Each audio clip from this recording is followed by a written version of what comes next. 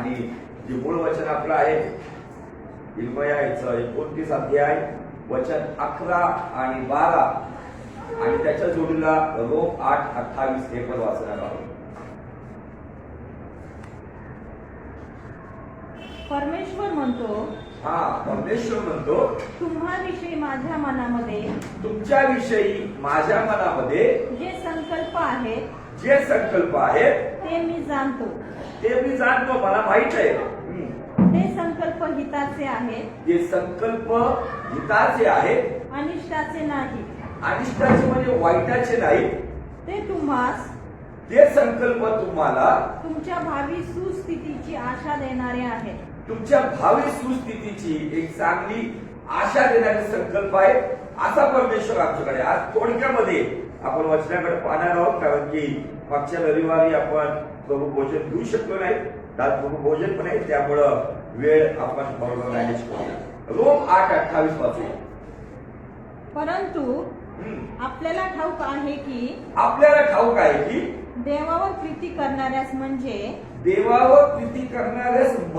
त्याच्या ठिकाणी आपण काय टाकले बरं, कारण तिथं काहीतरी स्पष्टीकरण देत आहे. म्हणजे त्याच्या संकल्पाप्रमाणे बोलविल्यास, त्या देवाच्या प्लॅननुसार बोलवलेल्या देवाच्या करणीने, त्या व्यक्तीला देवाच्या प्लॅनने सर्व गोष्टी मिळून कल्याणकारक होतात. सगळ्या गोष्टी मिळून कल्याणकारक होतात. कुणासाठी? तुम्ही म्हणता माझ्यासाठी कल्याणकारक झालं पाहिजे, काहीतरी बेस्ट व्हायला पाहिजे, वेल फ्युचर आणलं पाहिजे, सगळ्या गोष्टी चांगल्या पाहिजे. पण ते त्याच व्यक्तीसाठी होणार आहे जी व्यक्ती देवावर सर्व स्थितीमध्ये प्रेम करते. प्रेम करणं म्हणजे काय? देवावर प्रेम करणं म्हणजे फक्त जीसस लव्हज यू म्हणून काम होणार नाही. नुसतंच आम्ही ख्रिस्ती आहोत हे म्हणून काम होणार नाही. कुठल्या तरी चर्चचे मेंबर आहे म्हणून काम होणार नाही.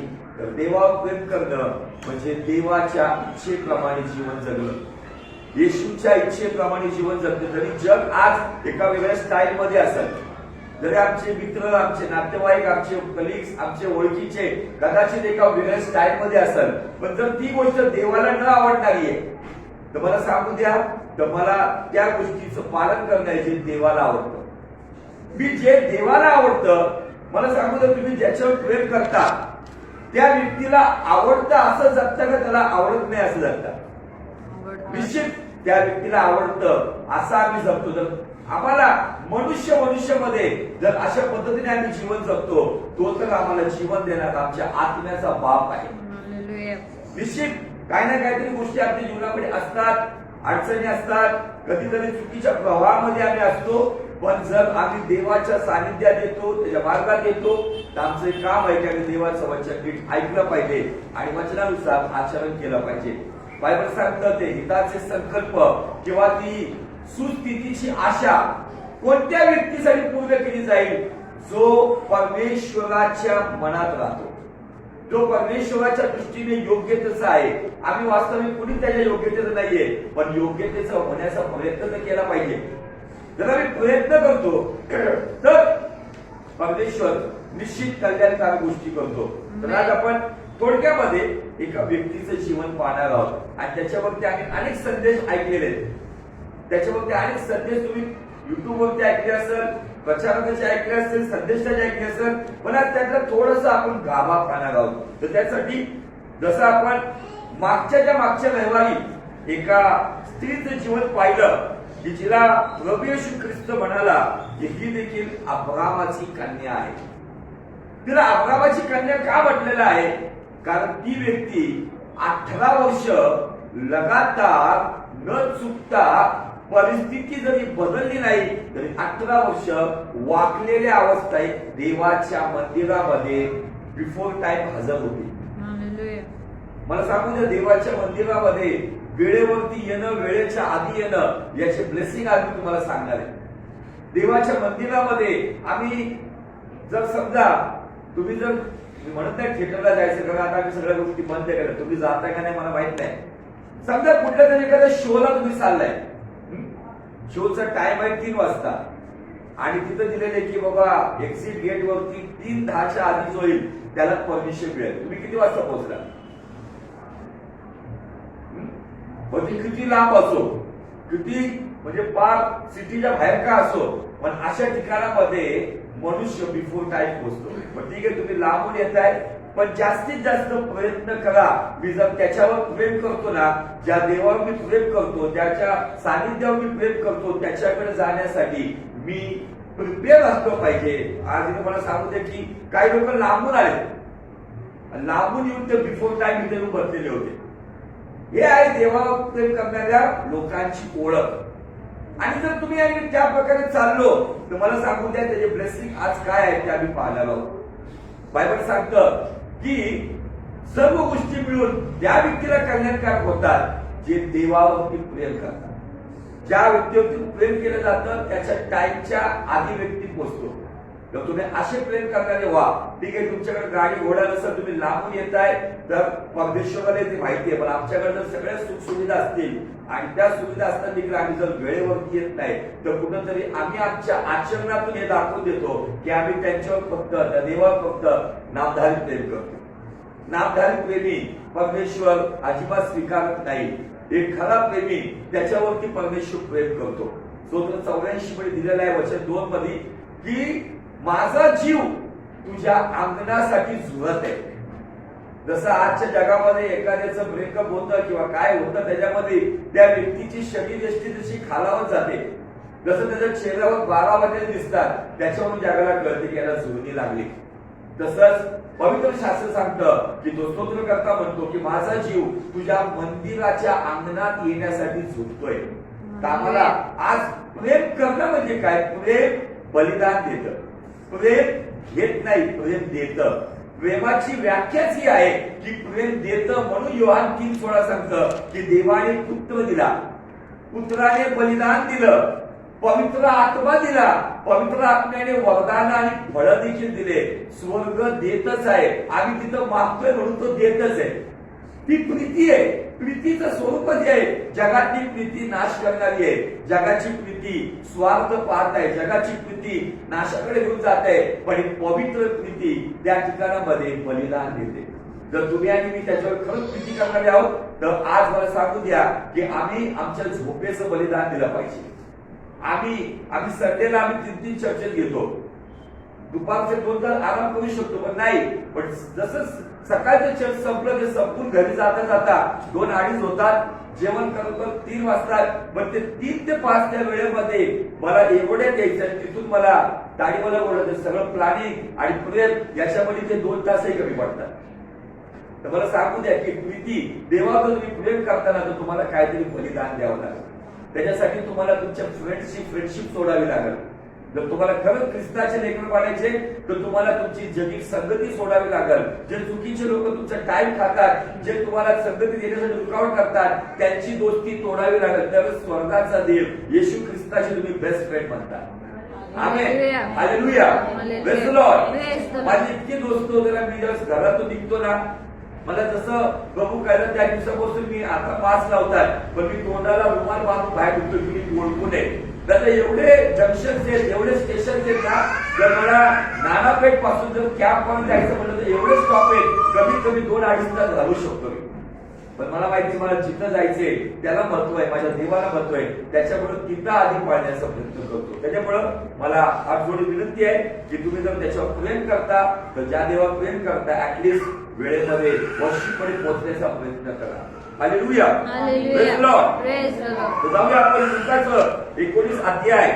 बायबलमध्ये 2च लोकांना सांगितलंय अब्रामाची, तसं सगळेच आहेत जे येशूच्या मागे चालणारे. पण प्रभू येशू ख्रिस्ताने 2 लोकांचा उल्लेख केला. आणि तो उल्लेख का केला किंवा त्याच्याविषयी असं का सांगितले? एक तर त्या कुबड्या स्त्रीविषयी तिला म्हटलेलं आहे अब्रामाची कन्या, आणि दुसरा व्यक्ती आहे जक्कय. जक्कयला म्हटलेलं आहे, जक्कय विषयी बायबल सांगतो तो पापी आहे. तो कर घेणारा टॅक्स कलेक्टर. आजच्या डेटनी जक्कयची जी पोस्ट आहे तो इन्कम टॅक्स कमिशनरच्या लेवलचा व्यक्ती आहे. जरी त्याची मूर्ती लहान आहे पण कीर्तिमान असणारा व्यक्ती आहे. त्या लेवलचा त्या काळामध्ये बायबल सांगतो तो मुख्य जकातदार होता. म्हणजे तो आजच्या डेटचा सेल्फ टॅक्स कमिशनर होता. आणि असा व्यक्ती, श्रीमंत व्यक्ती, त्याला घर परिवार आहे, त्याला लेकर आहे, पत्नी आहे, सगळ्या गोष्टी लॅविश लाईफ करणारा व्यक्ती आहे.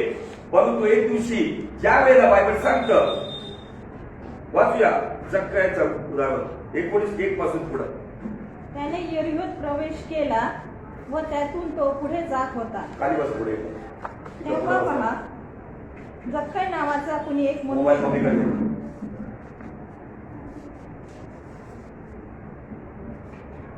वाचा. त्याने यरीहोत प्रवेश केला प्रभू येशू ख्रिस्ताने यरिहोमध्ये जसा प्रवेश केला, व त्यातून तो पुढे जात होता. तिथून तो पुढे जात होता. तेव्हा पहा, जक्कय नावाचा कुणी एक मनुष्य होता. हा, तो मुख्य जकातदार असून त्याची श्रीमंत पोस्ट आहे मुख्य जकातदार. आजच्या व्यक्ती समजून घ्यायचं, आज इन्कम टॅक्स जिथं भरलं जातं, इन्कम टॅक्स ऑफिस मधला तो ऑफिसर नाहीये. तर इन्कम टॅक्स ऑफिसर मध्ये तो मुख्य जकातदार म्हणजे सेल टॅक्स कमिशनर. जसं पोलीस कमिशनर आहे, ट्रॅफिक कमिशनर आहे, तसा हा टॅक्स कलेक्टर नव्हे तर मुख्य टॅक्स कलेक्टर म्हणजे यरिहो शहराचा तो इन्कम टॅक्स कमिशनर आहे. पुढं मुख्य जकातदार असून श्रीमंत होता. श्रीमंत देखील आहे. श्रीमंत असणारच, सगळी भोगड कमाई त्याच्याकडे असणार. त्याला न मागताही त्याच्या घरामध्ये मोठ्या मोठ्या अमाऊंट आणि मोठे मोठे नजराणे येत असतील. पुढे येशू कोण आहे येशू कोण आहे हे पाहण्याचा तो प्रयत्न करीत होता. आता बघा, मला स्पष्ट पडला की बाबा या व्यक्तीला काय लग्नात मुला पागळा आहे का, या व्यक्तीच्या घरात काही गरिबी आहे का. लोकात ब्लेसिंग म्हणतात ना, ब्लेसिंग पैकी सगळ्या गोष्टी त्याच्या जीवनात आहे. मोठी पोस्ट आहे, त्या शहरातला सगळ्या श्रीमंत आहे, घरदार चांगला आहे. पण हे सगळं असताना काय म्हणतात, काय द्यायचं येशूकडे आहे ना आपल्याकडं. पण हा एक व्यक्ती उदाहरण येतं ज्याच्याकडे सगळं ऐश्वर असताना येशू कोण आहे हे पाहण्याचा तो प्रयत्न करायला. म्हणजे याचा अर्थ काय आहे, श्रीमंत असो किंवा नसो, ज्याच्या जीवनामध्ये देवाची शांती नाहीये, तो शांतीच्या शोधासाठी देवाचा शोध करतो. आणि या ठिकाणामध्ये हा जो व्यक्ती आहे, हा पवित्र शास्त्र, नियमशास्त्र माहिती असणारा व्यक्ती आहे. पण त्याच्या जीवनामध्ये धर्माचं कर्म त्याला शांती देऊ शकली नाही. म्हणून येशू कोण आहे की बाबा, का मला विचार करत पडला डोक्यामध्ये की याच्या डोक्याचा विचार का आला. कदाचित ज्या वेळेला जक्कय आपल्या घरातून निघत असेल ना, तर त्याला 100 सलाम पडत असतील. सलाम शेठजी, है ना, सलाम साहेब, गुड मॉर्निंग सर. पण त्या दिवशी त्याला कुणीच अभिवादन केलं नाही. आणि तो म्हटलं, आज शहरातले लोक गेले कुठं, मला कुणी पण विचारायला सगळं सुनसान पडलेलं आहे. आणि मग कुणी त्याला तिकडं खूप मोठी गर्दी आहे आणि त्या गर्दीमध्ये त्याला कळते की बाबा ही गर्दी येशूच्या मागे चालली. तो म्हटला, या शहराचा मेन व्यक्ती मी आहे, मला सल्यूट करायला कोण नाही. आणि आज आलाय कोण हा, ही सगळी गर्दी तिथं गेलेली आहे. का माझ्यापेक्षा मोठा जकातदार आलाय का माझ्यापेक्षा कोण मोठा प्रतिष्ठित व्यक्ती आलाय का. येशू कोण आहे हे दुरून पाहण्यासाठी त्याच्यामध्ये एक्साइटमेंट तयार झाली, त्याच्यामध्ये तीव्र इच्छा झाली की येशूला दुरून पाहण्यासाठी. फक्त पाहायला गेला होता, त्याला फक्त एक झलक पाहिजे होती. पण मला सांगू द्या, ती झलक पाहत असताना त्यांनी जे विश्वासाची कृती केली ना, त्यांनी त्या ठिकाणामध्ये जी गोष्ट केली ना, जे आम्ही इर्मया 29:12 मध्ये पाहिलेलं आहे की ज्या वेळेला आम्ही देवाच्या मनामध्ये चांगला संकल्प आहे हे ज्यावेळेस आम्ही स्वीकारतो आणि ज्यावेळेस आम्ही त्याचा शोध करतो, त्यांनी प्रार्थना करतो, तो आम्हाला प्राप्त होतो. पुढे पण गर्दीमुळे त्याचे काही चालेना. इतकी गर्दी होती की त्या ठिकाणामध्ये जक्कयला काही चालला. तो का चालला त्याचा प्रॉब्लेम पण दिलाय, कारण तो ठेंगणा होता. कारण तो ठेंगणा होता. कदाचित 3.5 ते 4 फुटाचाच असेल. बघा, इतका मोठा धनवान व्यक्ती आहे, शहरातला प्रतिष्ठित व्यक्ती आहे, सगळ्या गोष्टी आहे. पण पुण्यामध्ये ना एखादा वीक पॉइंट असतोच. त्यामुळं ज्याची हाईट कमी आहे ना, त्यांनी विचार करायचा नाही हाईट कमी आहे, जरी मूर्ती लहान आहे तर म्हणायचं येणाऱ्या दिवसामध्ये येशूच्या नावात आमची कीर्ती महान होणार. आमेन, हालेलुया. जक्कय जरी हाईटनी छोटा होता पण अख्खं शहर सांभाळणारा होता. त्याच्या साईन शिवाय कोणी जात नव्हतं आणि कोणी येत नव्हतं. कुठलाही व्यवसाय त्याच्या साईन शिवाय केला जात नव्हता. जर एक साधारण कमी हाईटचा व्यक्ती होता पण त्याच्याकडे पॉवर होती. तुम्ही जर पाहिलं तर आता सध्या आपल्या राजकारणामध्ये पण जे हाईटनी कमी आहे ना त्यांच्याकडे पॉवर आहे. सध्या महाराष्ट्राच्या सरकारमध्ये पहा, भारताच्या सरकारमध्ये पहा, अशा जे कमी हाईटचे, एक कमी हाईटचा व्यक्ती तो तर कित्येक वर्ष बिहार सरकार चालवत होता. कोण असं माहितीये का नाव? लालू. एकदम कमी हाईटचा व्यक्ती, कित्येक वर्ष बिहार सरकार चालवत होता. पुढे तेव्हा तो पुढे धावत जाऊन त्यांनी बघितलं गर्दी आहे, बरंच टाचावर करून बघण्याचा प्रयत्न केला, पण त्याला काय दर्शन झालं नाही. इतकी गर्दी होती, त्याला काय दिसेना. शेवटी तो म्हटला, हा कोण आहे बाबा की आज मला कोणी विचारला ना, ह्याच्यात मागं सगळं चाललेलं आहे. त्यांनी काय केलं, पुढे धावत गेला. तो पुढे धावत काय गेला आणि कसं गेला, त्यांनी विचारलं असं त्या गर्दीमध्ये, हा व्यक्ती जो येशू आहे तो आता इथून पुढे कुठं जाणार आहे, कोणत्या मार्गाने जाणार आहे. तो इथून गांधीनगर मधून एअरपोर्ट रोडला जाणार आहे का खाली तो पुणे स्टेशनकडे जाणार आहे का तो लेफ्ट साईडला वडगाव शिरीच्या रस्त्याला जाणार आहे. जेव्हा त्याला कळलं की बाबा तो अमुक रस्त्याने पुढे जाणार आहे, यांनी काय केलं माहितीये का, आपली हाईट कमी आहे, परत गर्दीमध्ये बघायला मिळणार नाही, एखाद्या गर्दीमध्ये लोक चिवडून पण टाकतील आपल्याला, म्हणून बायबल सांगतो की तो पुढे धावत गेला. त्याला पाहण्यासाठी उमराच्या झाडावर चढला. येशूला पाहण्यासाठी उमराच्या झाडावर जाऊन चढला. वास्तविक पाहण्यात आलं तर उमराच्या झाडावर कोणी चढत नाही. उमराचं झाड चढण्यासाठी थोडं रिस्की असतं आणि जरी चढला तर त्याच्या पुढे 2 प्रॉब्लेम असतात. उमराचं झाड कुचकही असतं, कधी त्याची फांदी तुटू शकते, आणि जरी फांदी नाही तुटली तर तिथे एक मुंगळा पण असतो मोठा, आणि कुंबळे असतात. एखादा कुंबळा घुसला अंगामध्ये की खराब झालेला आहे. एवढी सगळी रिस्क घेऊन एक तर चढण्यासाठी रिस्की झाड, परत टिकाव नाही कच्चं झाड, आणि ज्याच्यावरती मुंगळे असतात, आणि त्या उमराच्या झाडावरती सारखे भुनभुनणारे चिलटेही असतात. बघा, एक व्यक्ती त्या शहरातला मुख्य जकातदार, सेल टॅक्स कमिशनर, धनवान व्यक्ती, प्रतिष्ठित व्यक्ती, त्यांनी जर सेटिंग लावली असती, मित्राला सांगून त्याने त्याच्या घरामध्ये थँक्स गिव्हिंग प्रेयर ठेवू शकला असता. तुझ्या गुरुला घेऊन आज माझ्या इथं थँक्स गिव्हिंग प्रेयर ठेवू, एक मोठा अर्पण पण देतो, यहुदाला पण त्याने सेट केलं असतं, चांगली ऑफरिंग देतो, त्याला घरी घेऊन ये. परंतु त्याच्यामध्ये इतकी उत्कंठा होती येशूला पाहण्याची, त्याने आपलं धन विसरून गेला, त्याने आपलं पद हे पण विसरून गेला, तो आपली प्रतिष्ठाही विसरून गेला, आणि एका लहान लेकरासारखं उमराच्या झाडावर जाऊन बसला. लहान मुलासारखं बायबल सांगतं, लहान लेकरांप्रमाणे झाल्याशिवाय स्वर्गाच्या राज्यात जाता येत नाही. तो विसरून गेला की या शहराचा मी प्रतिष्ठित व्यक्ती आहे, या शहराचा मी धनवान व्यक्ती आहे, या शहरात एक मोठा व्यक्ती आहे, हे सर्व विसरून गेला. आणि फक्त त्याच्या डोक्यामध्ये काय माहिती का, कसंही करून एक झलक येशूला पाहिजे. एवढी गर्दी माझ्या मागे माझ्या शहरात नाही आली, पण माझ्या शहरात हा फरका आलाय, एवढी गर्दी त्याच्या मागे का आली, त्याला तेच जाणून घ्यायचं होतं. तो काय आजारी नव्हता की बाबा मला मदत कर, तो काय भिकारी नव्हता की त्याला धन पाहिजे, त्याला काही कुठलं नाव पाहिजे तर काय नव्हतं, त्याला फक्त एक उत्कंठा होती. पण त्या उत्कंठेपोटी त्यांनी जी कृती केली ना, तो सगळं विसरून गेला. तुम्हाला आणि मला येशूकडे येताना असं लहान बाळासारखं झालं पाहिजे. आपल्या प्रतिष्ठा, आपलं नाव, आपलं कामकाज, आम्ही कोण आहोत हे सगळं गेटच्या बाहेर चर्चा, आतमध्ये येताना आम्ही लहान लेकरासारखं झालं पाहिजे. आणि या विचार झालं पाहिजे की आजच्या आराधनेत मी येशूला पाहणार, आजच्या वचनात मी येशूला पाहणार, आजच्या प्रार्थनेत मी येशूला पाहणार. ही एक झलक पाहण्याची इच्छा जर तुम्ही करताल ना, तर मला सांगू द्या, या ठिकाणामध्ये नंबर 1 तो पुढे जाऊन धावत गेला, नंबर 2 तो आपली प्रतिष्ठा विसरून झाडावर बसला, आणि नंबर 3 तो व्याकुळ होऊन त्याची वाट पाहू लागला. तो बिफोर टाइम गेला.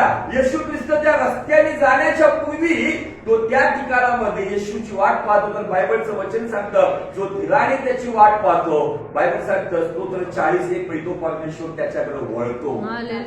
Hallelujah, praise the Lord. वचनाचं देव स्तोत्र 40 प्रमाणे आम्हाला इथं पाहायला मिळतं. काय झालं येशू, कारण येशूला त्या वाटेने जावयाचे होते. येशूला त्या वाटेने जायचं होतं, आणि त्या वाटेवरती त्यांनी उमराचं झाड का निवडलं माहिती का, कदाचित त्या उमराच्या झाडेवरून त्याचा कॅमेरा व्यवस्थित सेट होईल, तो येशूला व्यवस्थित पाहू शकेल, म्हणून त्यांनी असं झाड निवडलं. कदाचित तिथे एखादं वडाचं झाड असेल, आंब्याचं झाड असेल, लिंबाचं झाड असेल, पण त्यांनी विचार केला की बाबा मला असं पोझिशन बघायची जिथून मी येशूला व्यवस्थित पाहू शकेल.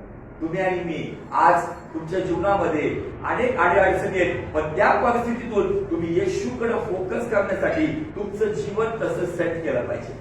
आम्ही कॅमेरा सेट करतो, आम्ही वॉलपेपर सेट करतो, आम्ही व्हिडिओ सेट करतो, एडिट करतो, हे करतो ते करतो, पण काय येशूकडे पाहण्याचा तुमचा फोकस सेट करता का?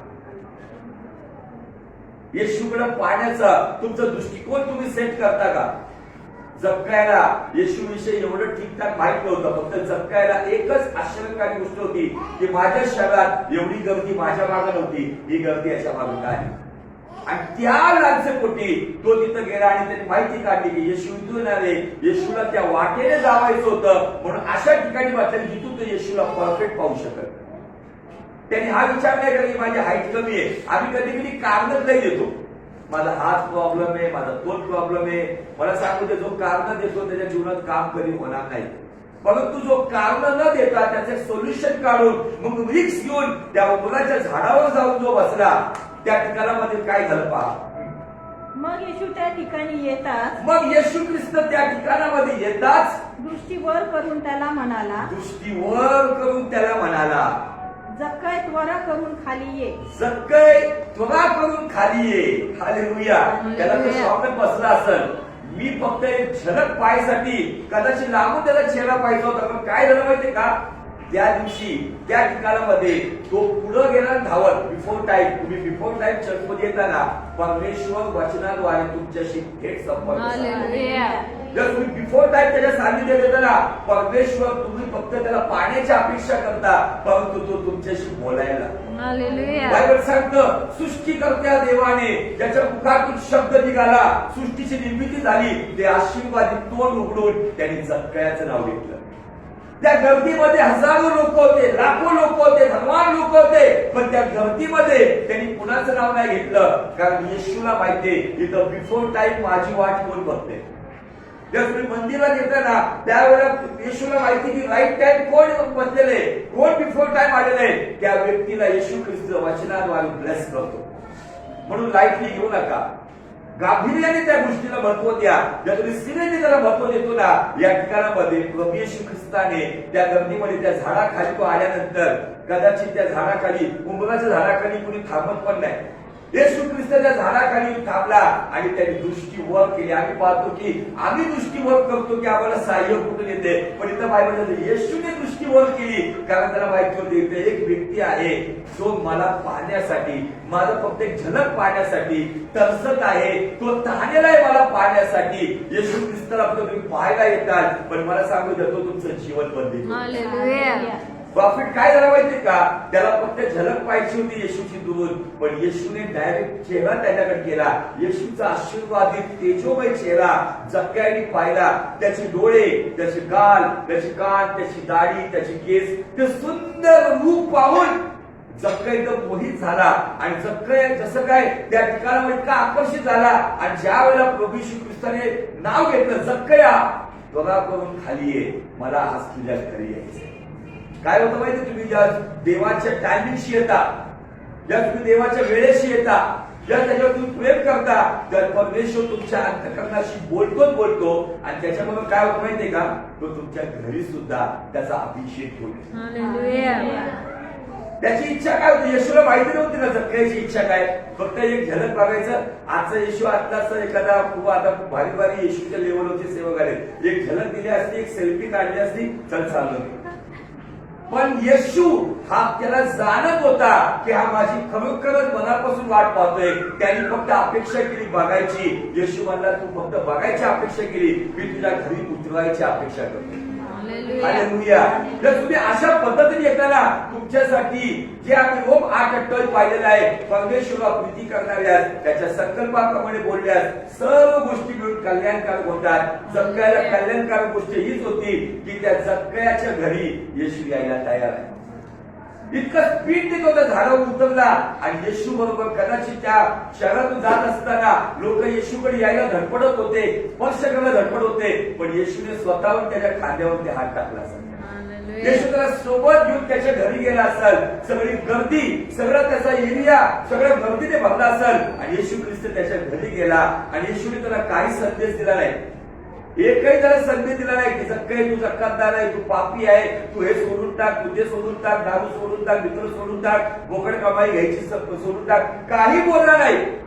फक्त येशू त्याच्या घरी आला. मला सांगू द्या, तुम्ही सुद्धा अशा अपेक्षेने येताना येशू तुमच्या घरी अशा पद्धतीने त्याच्या अभिषेकाने येईल ना, तुमच्या घरामधले जे देवापासून दूर आहेत ना, ते ऑटोमॅटिक टर्न व्हायला. हालेलुया. येशू फक्त त्याच्या घरी गेला आणि उभा राहिला. बघा काय सांगतं वचन. तेव्हा त्याने त्वरेने खाली उतरून आनंदाने त्याचे आगत स्वागत केले. येशूला पाहायची इच्छा होती, पण येशू सोबतच म्हणा आनंदाने. काय त्याचा आनंद असेल, काय त्याचा आनंदाने आगत स्वागत. त्याने लगेच पुढे आडत सोडले असेल, पुढची तयारी करायला लगेच मी येशूला घरी घेऊन येते.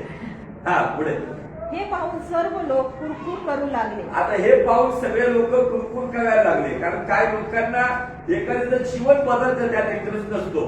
मग कुरकुर करणारे काय म्हणतात ते बघा. कुरकुर करू लागले की पापी मनुष्याच्या घरी हा उतरावयास गेला आहे. पापी मनुष्याच्या घरी उतरायचं. जक्क्याची ओळख काय माहिती का? नंबर 1 ओळख आम्हाला दिलेली आहे की तो मुख्य जक्कादार आहे. नंबर 2 ची ओळख दिली की तो श्रीमंत आहे. नंबर 3 ची ओळख आम्हाला दिसते की तो बुटका आहे. नंबर 4 ची ओळख ही आहे की समाज त्याला पापी समजत आहे. अशा 4 ओळखी असणारा व्यक्ती त्याला लोक कुरकुर करू म्हणत आहे. येशूला दोष लावते की पापी लोकांच्या घरी आलाय. पण येशूने काम करण्याच्या आधी वाद नाही केला. येशू ख्रिस्त आपलं काम करत गेला. त्याच्या घरी जाऊन तो पोहोचला. पुढे तेव्हा जक्कई उभा राहून जक्का येशू समोर उभा राहिला. येशू बसलाय. येशूचं आगत स्वागत केलं म्हणजे कदाचित ज्या शाही सोफ्यावरती रोज तो बसत असेल ना, त्या शाही सोफ्यावरती, त्या सिंहासनावरती त्यांनी येशूला स्पेशल बसवलं असेल. आणि तो असा उभा सेवकासारखा. त्याच्या घरामध्ये वेगळं दृश्य असेल. त्याच्या घरचे म्हणले असेल, आता पण हा बसायचा आणि लोक म्हणायचे काय आज्ञा आहे. पण आज हा सेवक झाला. हालेलुया. मालक असताना तो सेवक झाला. आणि मला सांगू दे, येशूला तीच पद्धत खूप आवडली. येशूच्या समोर तो उभा राहिला आणि म्हणाला, प्रभूला म्हणाला, हा प्रभूजी. त्याने आजपर्यंत कुणाला असं जी म्हणून बोलला नसेल. अरे तू पाणी घेऊन ये, जेवण घेऊन ये. एकदम हाडफडमध्ये बोलणारा व्यक्ती त्याच्या जीवनामध्ये चेंजेस काय आलं. जसं जी लावतोय तो, अहो अरे तू काय नाही बोलला तो. दिल्ली साईडची हिंदीमध्ये ना लहान मुलाला पण जी हा शब्द लावला जातो आदराने.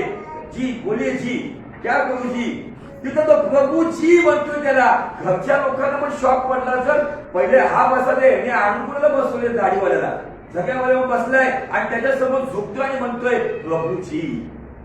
कदाचित त्याच्या घरामध्ये त्याची ओळख असेल की त्याच्यामध्ये श्रीमंतीचा तो माज असेल. घरामध्ये कुठंतरी तो अधिकारवाणी राहत असेल. पण त्याच्या घरामध्ये येशू आला आणि त्याच्या घरामध्ये हा बदललाय.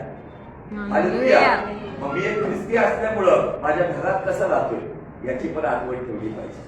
पुढे पहा, मी आपले अर्धे द्रव्य, मी माझी अर्धी प्रॉपर्टी दरिद्र्यास देतो. सगळ्या दरिद्री लोकांना देतो. याचा अर्थ काय?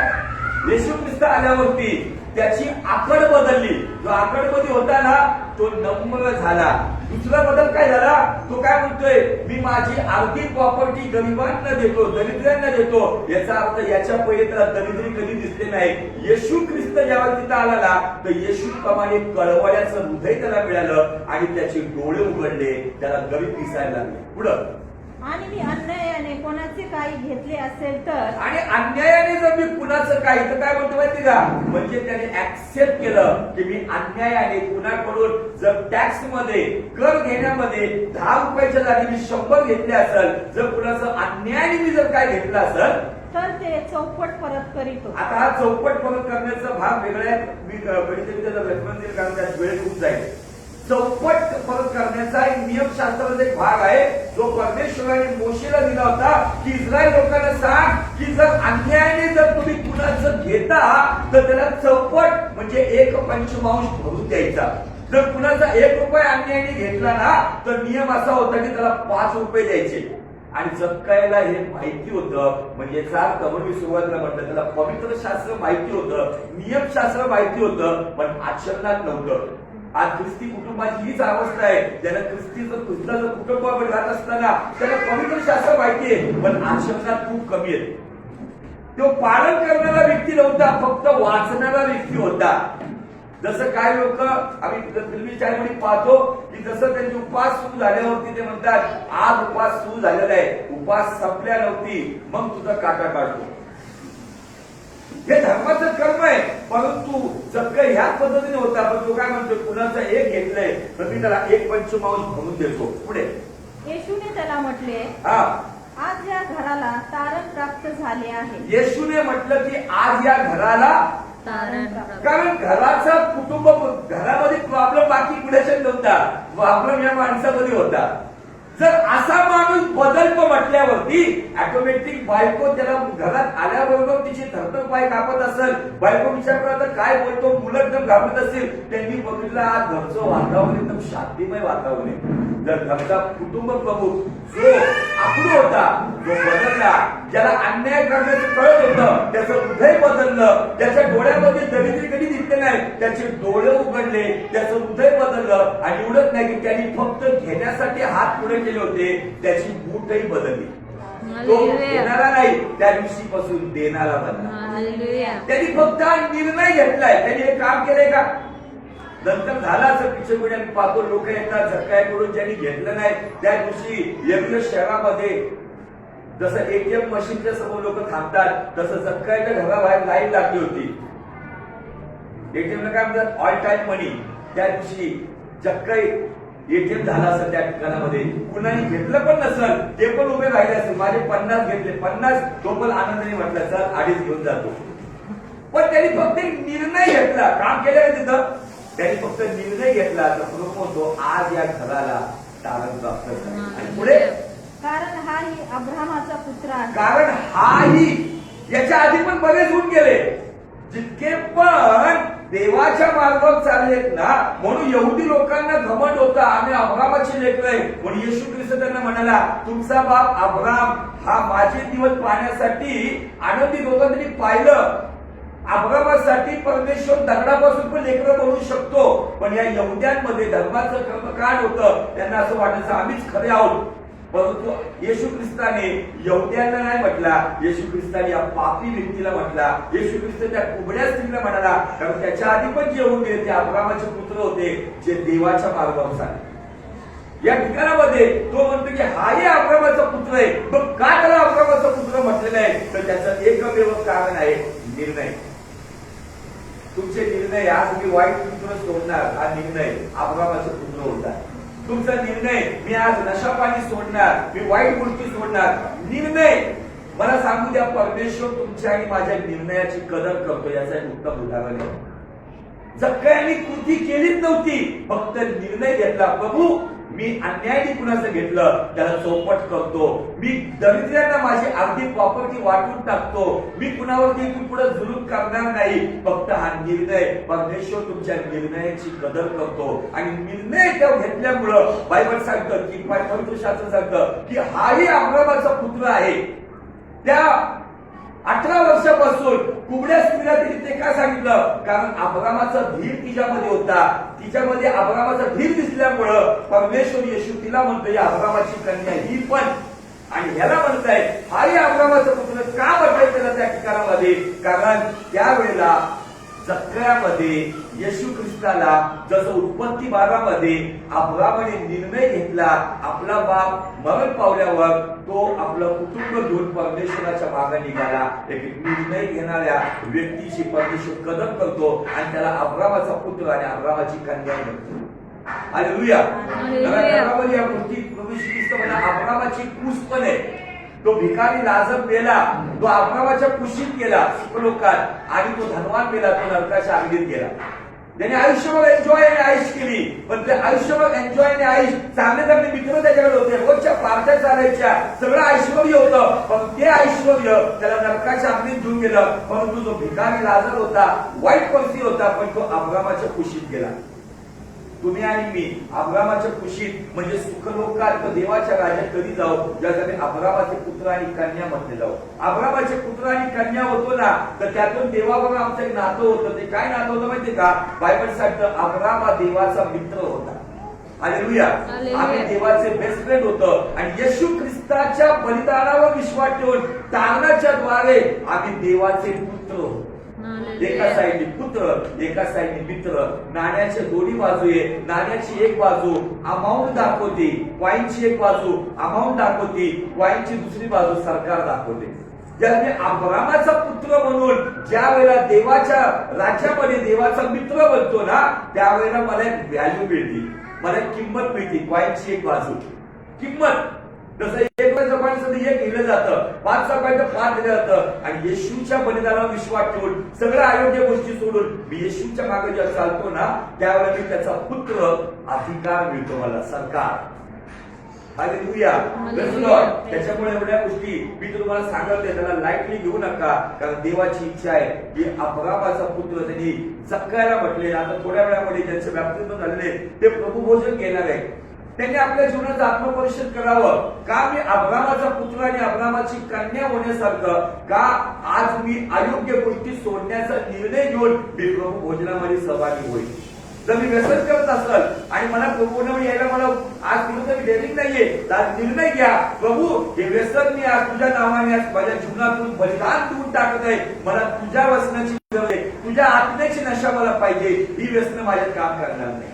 आज जर तुम्ही निर्णय घेताल ना, तर आजच्या दिवशी जे 2021 वर्षापूर्वी परमेश्वराने जक्कायला म्हटलं होता की हाही अब्रामाचा पुत्र आहे, तर आज तुम्ही निर्णय घेऊन योग्य पद्धतीने प्रभू भोजनात येताना, तर आज परमेश्वर तुम्हाला म्हणेल ही आहे अब्रामाची कन्या आणि ही आहे अब्रामाचा पुत्र. निर्णय आम्ही जर निर्णय घेतला नाही ना, तर माहिती नाही आज संध्याकाळी आज रात्री जर तो येईल, तर आम्ही न घेतलेला निर्णय आम्हाला सुखलोकात नव्हे तर अधोलोकात घेऊन जाईल. मी भीती घालत नाही, मी सत्य समोर ठेवत आहे. त्याच्यासाठी तुम्ही आणि मी निर्णय घेणारे अब्रामाचे पुत्र आणि कन्या झालं पाहिजे.